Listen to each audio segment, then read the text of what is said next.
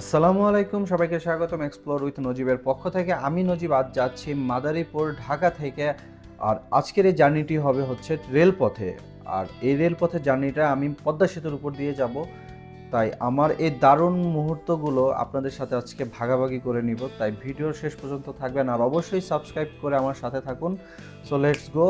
এখনই আমি কমলাপুর রেল স্টেশনে চলে আসছি। এখন দুপুর বাজে 2টা। ট্রেনের ছাড়ার সময় হচ্ছে দুপুর 3টায়। তো আমি এখনই টিকিটটা কেটে নিব। আমার টিকিটটির প্রাইস নিয়েছিল 245 টাকা, তাও স্ট্যান্ড বাই, সিট পাওয়া যায়নি। এই প্ল্যাটফর্মটির নাম হচ্ছে শহরতলি প্ল্যাটফর্ম 8 নম্বর। আমি এই প্ল্যাটফর্মে ট্রেনের সামনে দাঁড়িয়েছিলাম। তো আমরা মোটামুটি এখন গেন্ডারিয়া স্টেশনে চলে আসি। আর ঠিক 3টা বাজেই ট্রেনটি ছেড়েছিল, বাট আমি দেখতে পেলাম দুজন 40-এর ঊর্ধ্বে বয়স্ক দুইটা মানুষ, তারা হাজব্যান্ড ওয়াইফ হতে পারে, তারা চলন্ত ট্রেনে লাফ দিয়ে নামলো এবং তারা যেভাবে পড়ে গেল এর কারণে তাদের মৃত্যু হতে পারতো। তো যাই হোক, এভাবে চলন্ত ট্রেনে কেউ এভাবে নামবেন না। তো আমরা গেন্ডারিয়া পার হয়ে এখন নারায়ণগঞ্জের ভিতরে চলে আসছি। তার চারপাশের এই এত মনোরম দৃশ্য আমাকে এত ভালো অনুভব করাচ্ছে, আমি বলে প্রকাশ করতে পারতেছি না। তো এই সমতল ভূমি থেকে এই ব্রিজ বা এই রেলপথের ডিস্টেন্সটা মোটামুটি প্রায় 5 থেকে 6 তলার উপরে।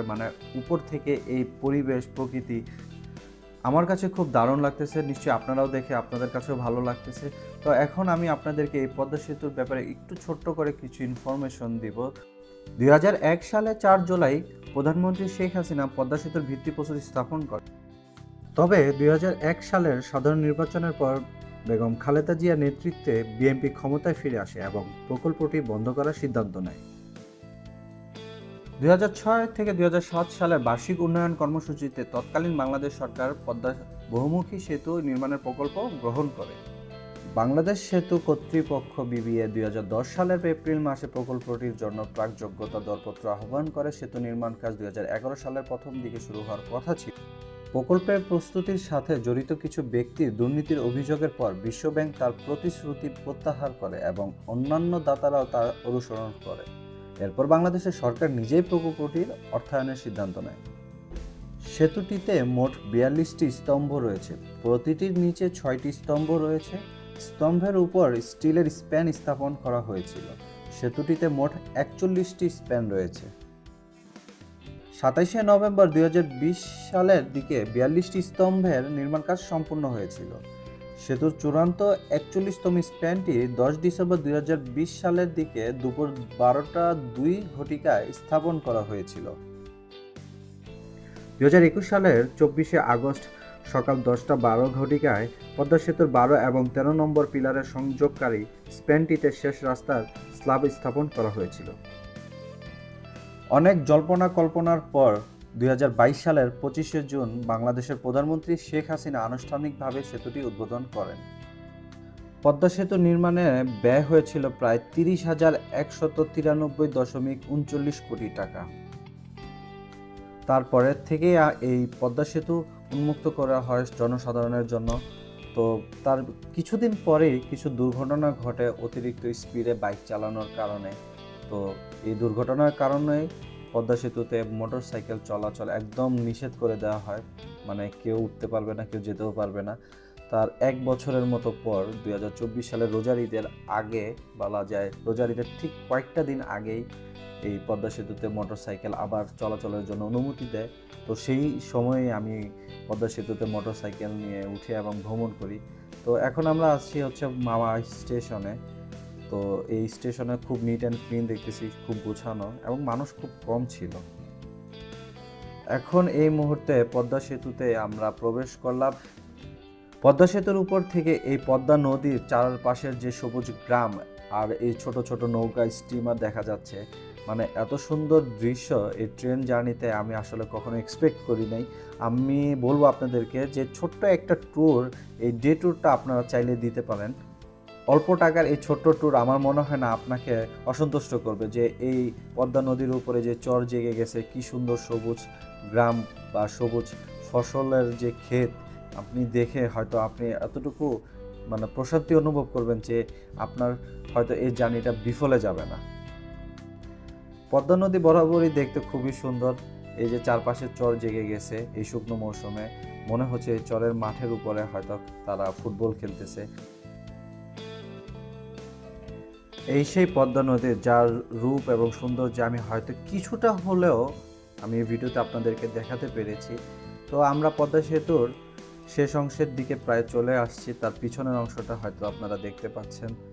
এবং পদ্মা সেতুটি দূর থেকে দেখতেও যেমনটা সুন্দর, তার ভিতরের ভ্রমণের পথে আমি যতটুকু দেখতে পেলাম অসম্ভব সুন্দর।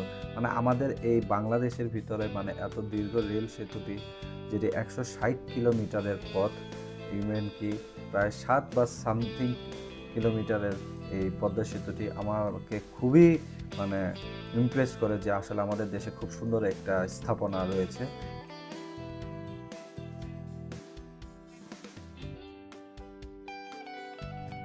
তবে আমরা এই মুহূর্তে শরীয়তপুরের জাজিরা যে গ্রামটির পাশ ঘেঁষে যে মাওয়া এক্সপ্রেসওয়ে রোডটা আছে তার মাঝখানেই যে রেলের পথটা, সেই পথ ধরেই আমরা ছুটে যাচ্ছি শিবচর স্টেশনের দিকে। তো আমার সেখানে পৌঁছাতে হয়তো সর্বোচ্চ আর 20 মিনিট লাগবে। তো আমরা যাত্রা শুরু করেছিলাম 3টা 10 মিনিটে, ট্রেনটি ছেড়েছিল। তো এখন প্রায় 3:45টার মতো বাজতেছে। তো আমাদের বেশি সময় লাগবে না। তো এখন অলরেডি আমরা চলে আসছি পদ্মা স্টেশন। এই স্টেশনটি হচ্ছে মাদারীপুর, শিবচর এবং শরীয়তপুর জাজিরার ঠিক মাঝখানে। প্রত্যেক স্টেশনে তারা 1.5 থেকে 2 মিনিটের জন্য সময় নিয়ে থামে। আপনারা দেখতে পাচ্ছেন মাওয়া এক্সপ্রেস হাইওয়ে রোড। আর আমরা এখন পার হচ্ছি পাঁচচর যে বাস স্টপেজ। আমরা সর্বোচ্চ 10 মিনিটের ভিতরেই শিবচর স্টেশনে থামবো।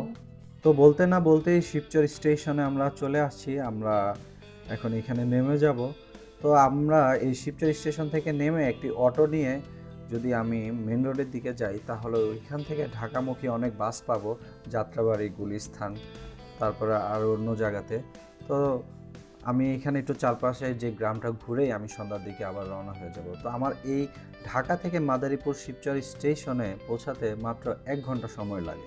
এই 1 ঘন্টা জার্নি করার পর আমার হাতে এখনও সময় আছে প্রায় 2 থেকে 3 ঘন্টা। আমি এই 2-3 ঘন্টা এই আশেপাশের যে গ্রাম, এটা আমি ঘুরে দেখব। তারপর সন্ধ্যার দিকে আমি ঢাকার উদ্দেশ্যে রওনা হব। পাঁচচর বাস স্টপেজ থেকে বিভিন্ন ঢাকামুখী বাস পাওয়া যায়। তো গুলিস্তান অথবা যাত্রাবাড়ি আমি নেমে যেতে পারবো। তো সময় বেশিক্ষণ লাগবে না, 1.5 থেকে 2 ঘন্টা আমি ম্যাক্সিমাম সময় হাতে নিই। তারপর আমি ঢাকার উদ্দেশ্যে রওনা হব এবং সারাদিনে আমার এই ঘোরার খরচটা প্রায় 1000 টাকার মতো। তো চাইলেই আপনারা এই ডে ট্যুর বা শর্ট ট্যুর হিসেবে নিতে পারে। অবশ্যই আপনার এই ট্যুরটাতে ঘুরে খুবই ভালো লাগতে পারে যদি আপনি খুব স্বল্প সময়ে যদি মনকে আনন্দ দিতে চান। তো ভালো থাকবেন, আল্লাহ হাফেজ।